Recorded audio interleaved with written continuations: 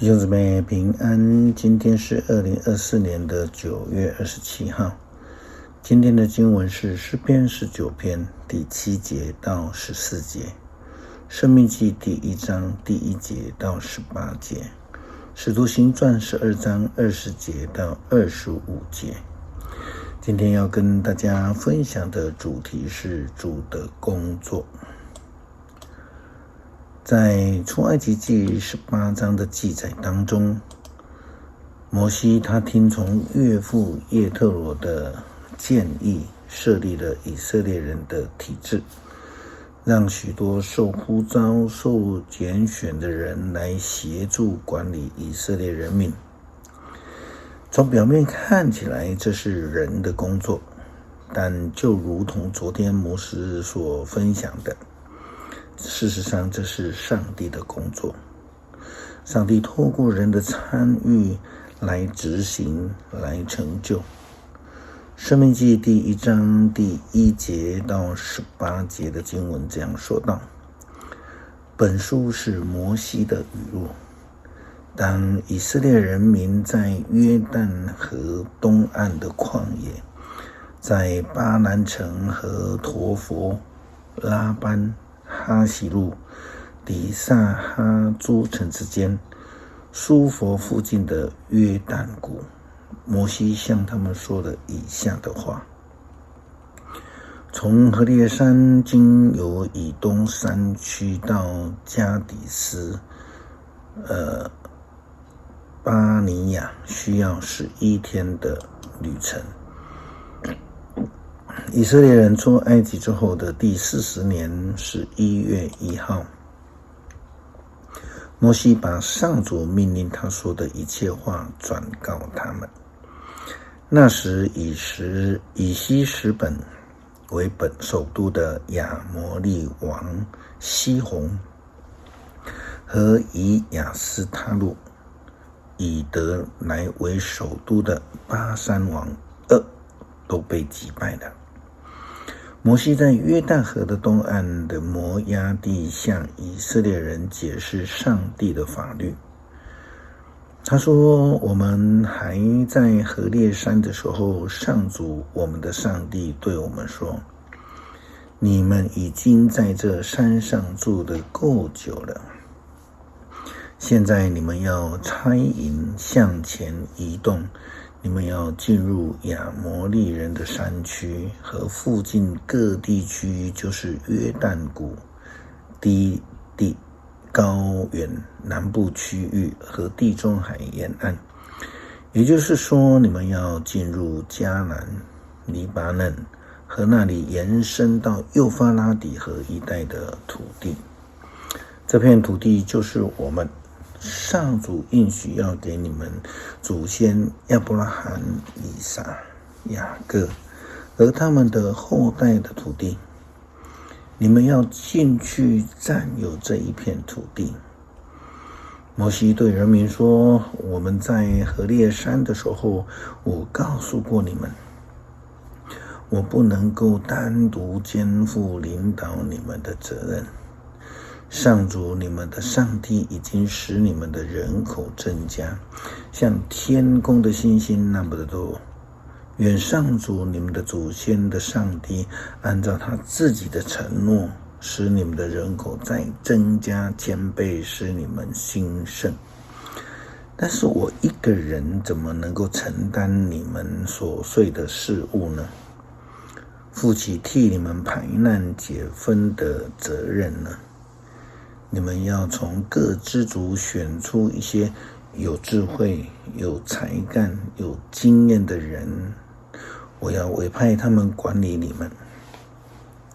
你们曾经同意该这样做，因此我委派了各支族选出的那一些有智慧、有经验来管理你们的人，有的管1000人，有的管100人，有的管50人，有的管10人。我要为各支族指派其他的官员。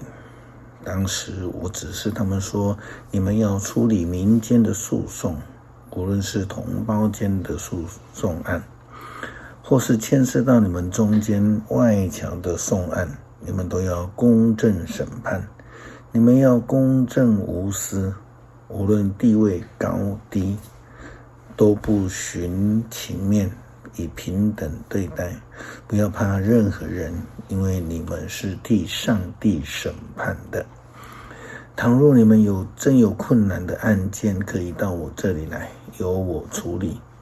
当时我也把其他该做的事都指示了你们，因为无论是地方官所10夫长啊、50夫长啊、100夫长，或是1000夫长，都代表着摩西管理以色列人，而摩西则是上帝的代言人以及管理者。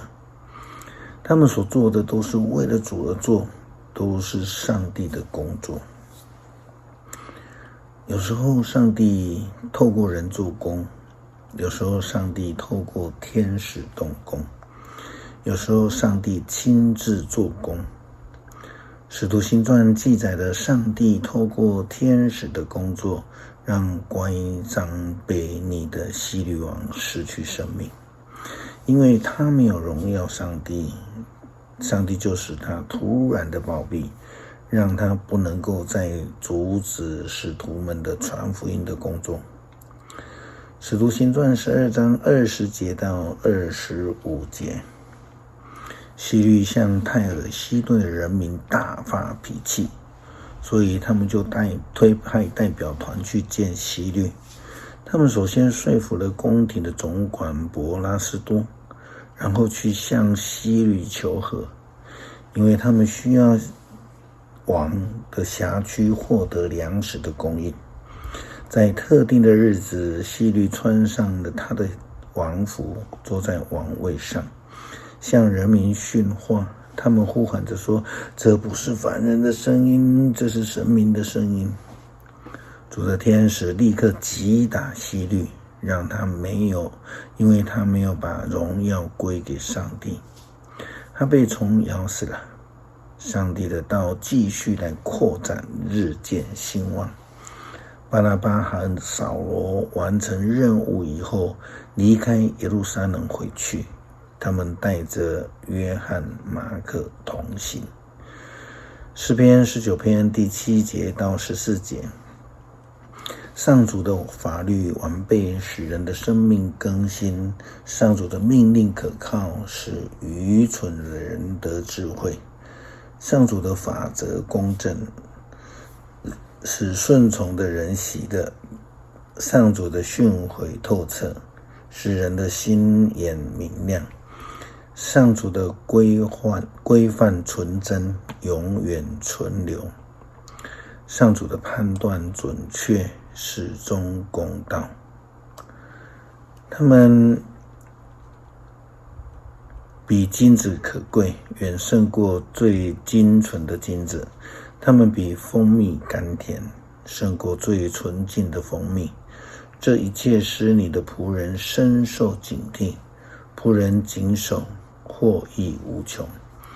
谁能看见自己的过错呢？